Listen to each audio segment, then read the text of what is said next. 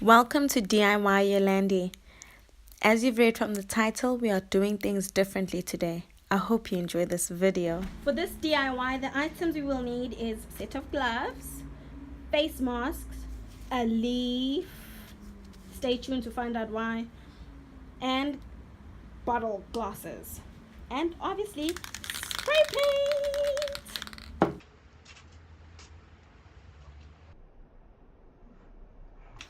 Hello guys, welcome to DIY Yolande. Today we have a special guest, Mbali.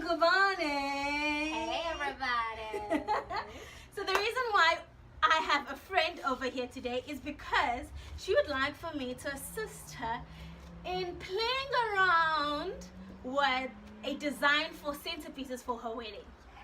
She's getting married, guys. It's a wedding, y'all. And she wants help, girl. So she came to your girl. Let's get to it. Is this it? Ooh. This is it. I feel trapped. Okay, so Mbali, I'm gonna ask you to put on some gloves, girl. I feel like I'm in an operating room. Ooh, I can't even put on gloves. God, what is wrong with me? But hey, it's okay. I love you still. Look at me, people. Mother, I finally made it onto TV. Okay, so what we're going to do is we're going to spray paint these bottles because they'll be centerpieces. Okay, so I just grabbed bottles from, literally I grabbed these from the road, and then this was in my house. So we're going to spray paint these, and then after spray painting, we will then spray paint the leaf gold also. Okay, let's go. Let me show you how to do it. So it needs to be away from you. No, stand on this end.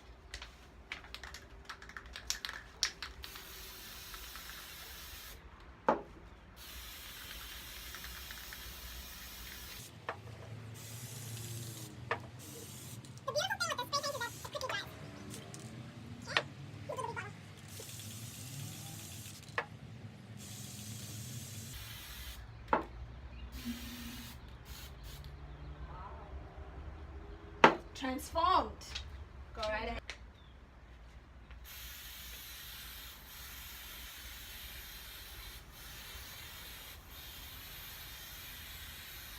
Oh, this is so much fun. It's fun, hey? So much fun. Transforming a bottle. That's what we're doing here. Transformation. Transformers or something. That's how it's still green.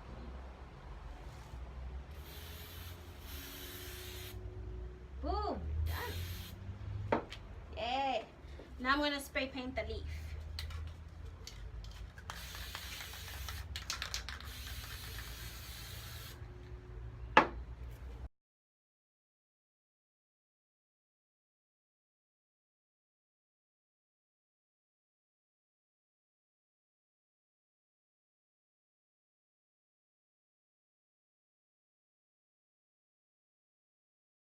Hello guys, I'm going to introduce Mbali once again, even though you've already seen her in the Centerpieces DIY that you just watched a few seconds ago.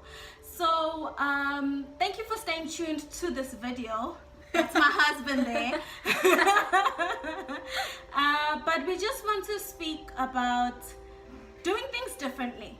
You know, I'm sure you've read the title of this video and you're wondering, but they're just doing a normal DIY. What are they doing differently? We just felt to just share that since Mbali is on a journey of getting married, Yes. and how she has been doing things differently with her now partner. So Mbali, Yes. in the DIY, we didn't speak about how old are you. Would you like to share that with us? Yes, yes. Okay. Most people think I'm like 16, but I'm actually 25. I'm Wow. 25. Wow. And I'm 26. Yeah. Yeah. Mbali, I've known you for such a long time because we are from the same church Yes. here in Durban, and we've journeyed with each other from back in 20. I think 15. Yes. Oh my gosh, it's been forever. It's been since 2015, and we met at a wedding, and we caught on like a house on fire. We served together in children's church ministries at our church. Quite interesting what you achieved. If you knows us. But anyway. So, and yeah. So just tell me, if you, in your current relationship that you're currently in, are you doing things differently? Oh yeah, definitely. I think firstly we have to define what is doing things differently. Like, True. What is the world standard and what is the current standard, since we are Christians? Yeah. And what will make our relationship different from the other person's relationship. So what we do differently is definitely keeping Christ at the center. In all that we do, we realize that there's a greater purpose that we're serving. Us being, even us getting married is not just for the sake of, cohabitating together. It's really for us to serve as a couple in advancing the kingdom of God. So praying daily as a couple is so important, because you don't realize the things that are happening out there, and you need to protect yourself from so many things. So praying daily is one of the things that we do differently. Also, another thing is being accountable to people. Like, don't undermine your flesh. I mean, I feel like so many young couples, especially young couples, at this age, man, your flesh is on fire. Like, It is. don't even fool yourself. Like, when people say, oh no, we just be fine. No, your flesh is on fire, girl. Everybody needs to have people that you walking with that can check on you to say, how's it going? What are you guys doing? Are you still on track? Because it's just because you guys are saved doesn't mean you can, fall off track. That's true. That's true. And when whenever I talk about my relationship with my husband, Utubelihle, I always reflect back to the fact that he had a standard of what his wife was going to be and what his wife should not be. Utubelihle met me at a time in my life where I had been very much in the world. I had been hungry for God. I'd been hungry for Jesus, to be specific. And but I just did not know where to go.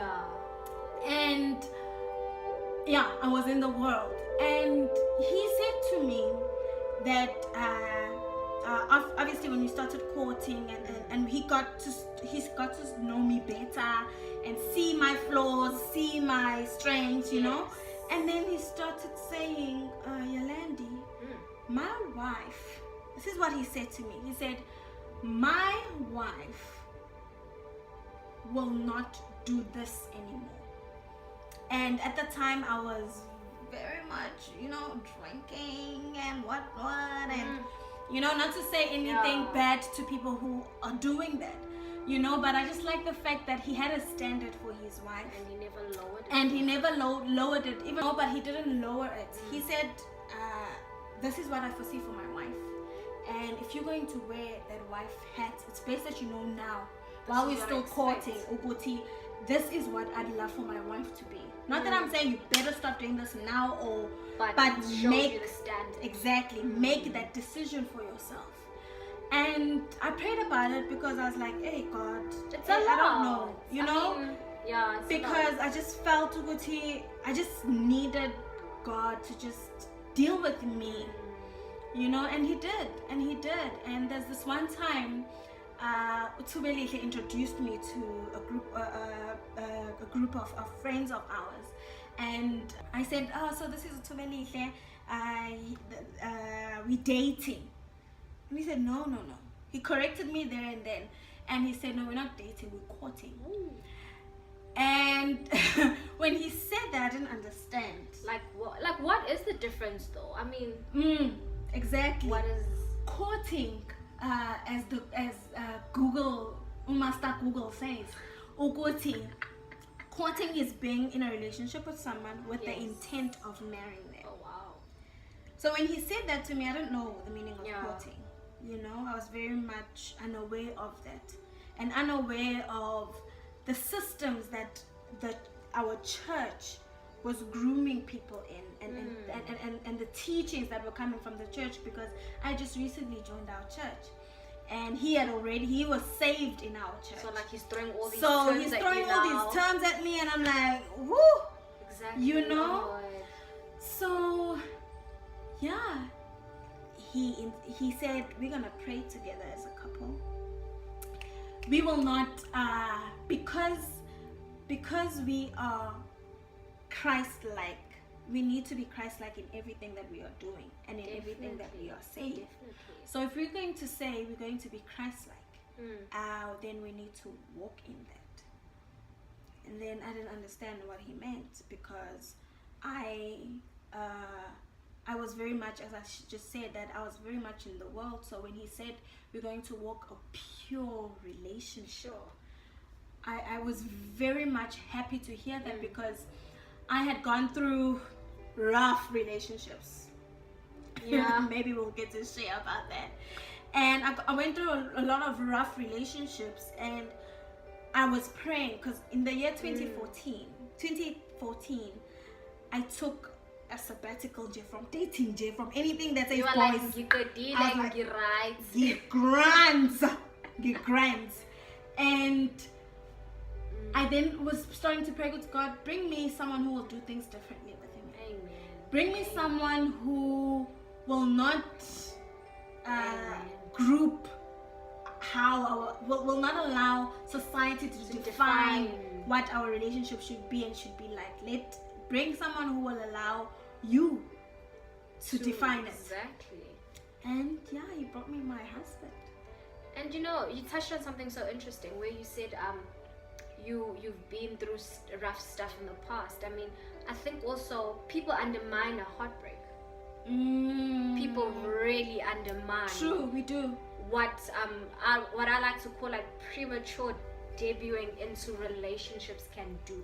Hey, you find that you in this relationship, and you want all these things, because I think we all created to love. We all created to seek affection, to want affection. But then when you want it from the wrong person, and obviously when God is not guiding you, man, the results that come out of that, like people undermine how much a heartbreak can really wreck not just your heart but your destiny. I mean, marrying the wrong person you find your calling might have been into serve in ministry, to be a pastor, or even to lead a youth group, for example. But in marrying the wrong person who doesn't believe in all of those things, imagine what that does. Because the person, if you want to go to church, and imagine today saying, no, I really don't think we should go to church this Sunday, why don't we just do the washing? So like what I think for you, when did the lights come on for you that, you know what, I don't need this relationship? Or I'm going to bounce this question back to you. But what made me realize that what I've been receiving was not for me was when I was in a relationship back in varsity, and the first 6 months of the relationship was amazing, you know. Honeymoon phase. Girl, when you talk about honeymoon phase. And the relationship was amazing and it was good. But then it got to a point where he cheated. Sure. It cut me deep. And he cheated once, he cheated twice, he cheated 5 times. You know, so I allowed that. Yo, that's hectic. That's so hectic. I allowed that, and when the relationship eventually ended, I then got to a place where I felt unworthy, where I felt no, relationships, they're not serious, you know. And I got to a point where I was like, I'm not gonna get married. Marriage is not for me. It's not gonna happen. Yeah. It's just for a select few of people. And I was then, after that relationship, I was in and out of relationships. Sure. Do you think it's because you were scarred so deep? Yeah. You just couldn't. Yeah. Yo. And in that time of me being in and out of relationships, I was feeling I've got control. They wrapped around my finger. I'm playing them. I'm playing They're them. not playing me. Exactly. know that the player was getting played. You were playing yourself. I was playing myself. Sure, that's hectic. So yeah, I'd like to know, when did the lights come on? light come on? I honestly think that my whole life I have always been someone that has aspired to be married. And so I remember when I went into this my past relationship, it was with the intention of getting married. But then also I was way too young to handle what I thought I wanted. I mean, I was 19, and at 19 I think I was doing my first year in varsity. I was still studying, and you can imagine I'm juggling this serious relationship, and I'm like, we're gonna get married after I graduate, and it was a lot. And perhaps I don't want to blame, I don't want to say it was, I think also I played a part whereby I came to the table with my own intentions, and I never voiced out my intentions. I never said. I just always assumed that he also was like, yeah, we're gonna get married. So when I'd say, oh, we're gonna get married, like, yeah, I guess so. But with him, it wasn't that. Like, he wasn't there. So for him, it was just, let's have a relationship and see where this goes. And yet for you, it was. Baby. It was like, I love you, you love me, let's make babies and be happy. Yeah. And then I think the light came on as well when he did cheat. The sad thing is we've lowered the standards so much where we say vele bonke they cheat. It's okay. It's okay. And so we praise the man that doesn't cheat. And as then, if he's doing something amazing. It's like, it's just no, how you're supposed to do it. It's like, oh, you're so lucky your husband loves you. Like, no, your husband is supposed to love you. Yes. Who else is gonna, no one else is your husband. He's your husband. Exactly. So then when that happened, for me, it was like, oh, okay, I was warned. They said this is going to happen, so I need to stick it out. And then I guess I got to a point where I was like, no, man. I mean, am I not worth someone looking at me and choosing me over and over again? And man, I was scarred. Like, I don't want to lie and say I was severely scarred. And so it just came to a point where I was like, no, it's okay. If I am clearly unworthy to be loved, and I need to no, it's fine. And that's when I really rededicated my life to God, and I threw myself into like serving at our local church. And that's how I basically got closer to people like you. Yeah, so I honestly think serving though did play a huge role. I actually want us to talk about that. Yeah, definitely. Oh, it's about being involved in church, and by being involved, I'm not about you coming in on a Sunday and then like being a seat and then just warming a seat, just clocking in. I'm talking about being involved in the church, in the house. Exactly. What do you think that has protected you from? You see, the thing is, when you're involved, firstly, the number one thing I think, that most important thing is you have to always protect your relationship with God. That's your sole purpose, is to pursue intimacy with God. So the more you serve in his house, the more you want to pursue him. And so also when you serve with so many different people who come from various backgrounds and who've been through different experiences. And so you've got sort of like your protectors that are with you and are constantly motivating you. Because it's not, sometimes, especially if you're coming from a place of hurt, it's easy to fall back into that place where you're like, that place of self-pity. Yeah. So people that you serve with sort of motivate and encourage you, and also they keep you accountable, because again, don't underestimate your ability to go back, because it's like, I've always what I want, it's what I've known. And so what the enemy does, it's like, it was better then, and so you want to go back. It was easier then. Look at you now, look at your peers. And then for some reason, when you're single, all of a sudden everyone gets married, everyone is in a relationship, and it's like, what about me? And so like, is there something wrong with me? So serving for me really did protect me, because it kept people around me that were encouraging me and telling, just motivating me to keep going, and also grooming me for my husband. Because yes, I say, I mean, I had a standard. This is what I want. But I mean, he has a standard. Yeah. So I mean, if I also need to come up. What am I coming to the table with? What? Yeah, basically. And what do you think?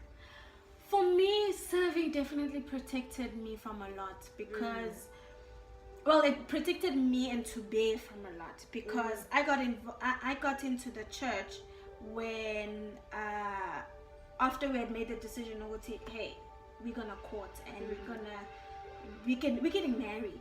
You are my life partner. Sure. So I then got involved in the church through serving in the children's church with you, and being involved in other various departments, and it protected us, I think, from being cooped up in a room somewhere and fornicating. And also it protected, it allowed me to see Tube in a different light. Exactly.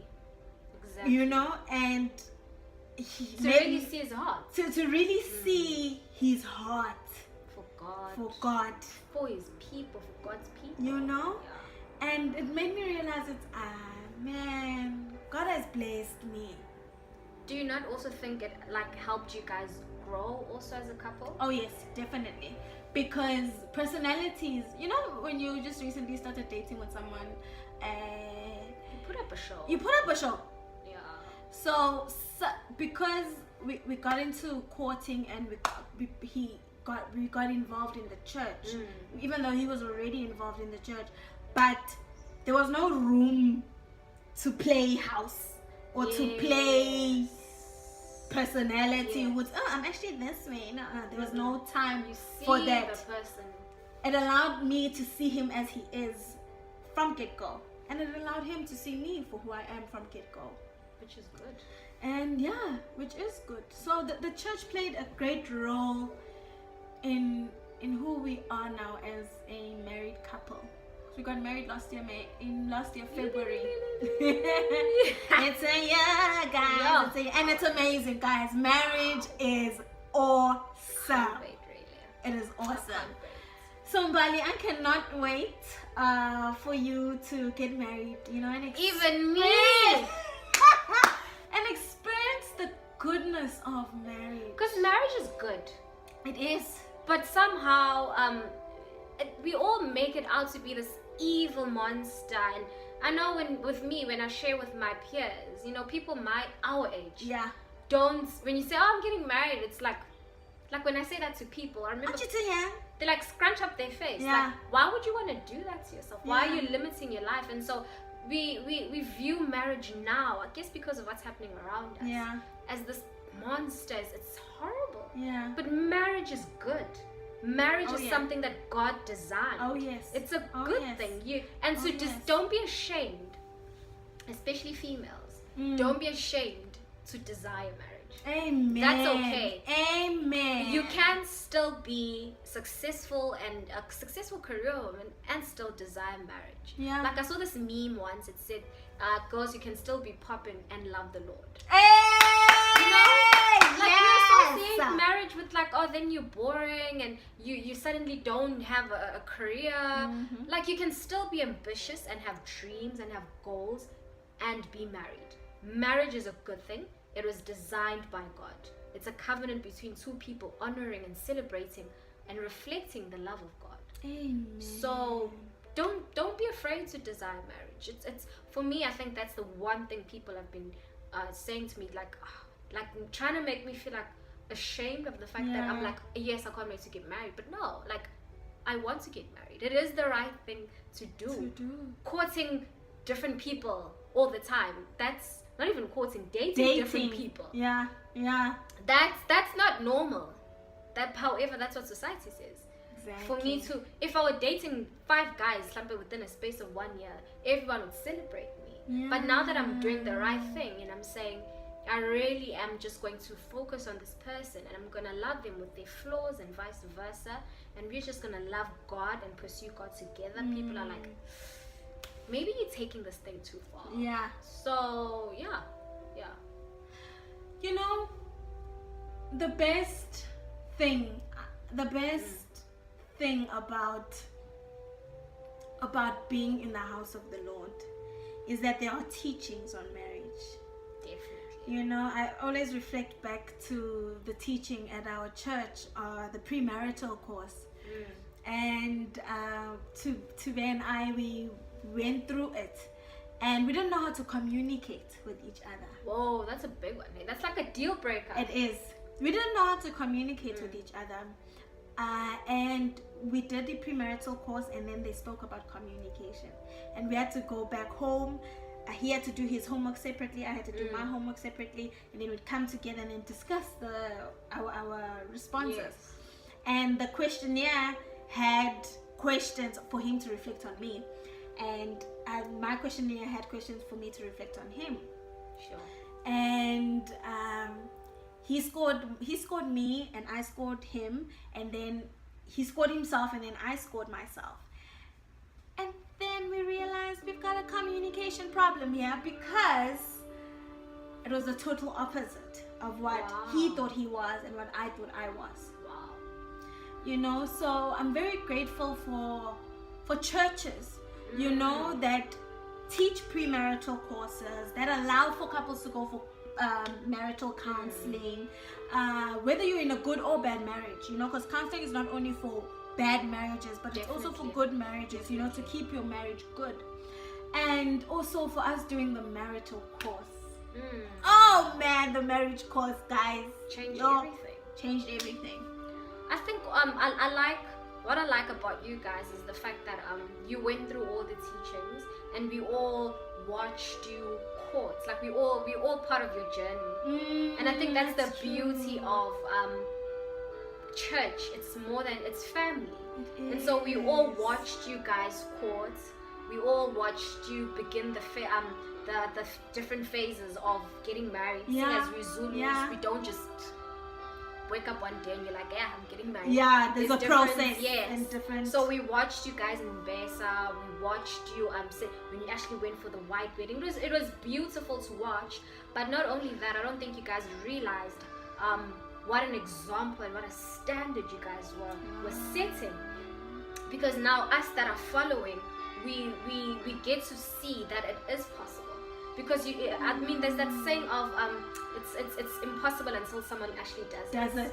And so when we watched you guys, how Tube always protected you and loved you, and that he protected your purity and everything. He put you first, and he put you before God. And so I think walking with couples that have gone through it is imperative. Because to suffer in silence as a couple it's really not worth it. It isn't. But when you get couples like you guys that have set the standard, that have gone through it, that are like, so if we say we struggle, because that's one of the things we actually struggled with as well. We struggled with communication. And so to walk with couples that are like, oh, it's normal. Yeah, it's okay. It's not like, oh my gosh, we are going to break up, whatever. It's just. Exactly. So yeah, I think for me, walking with other couples is key. Definitely. You can't do it alone. Hey, you can't do it alone. So guys, Yolande and Mbali closing off. So please let me know if you like this video, if you'd like another sit down video, and share with me any topics you'd like for us to discuss further. So thank you so much for watching. Please do like, comment, and subscribe. If you would like to follow Mbali, she is on Instagram at Mbali_Kolo_Ngubane. Okay. If you'd like to follow me on Instagram, I am at yolande_ntsele. Thank you so much for joining us. Love you loads. Bye.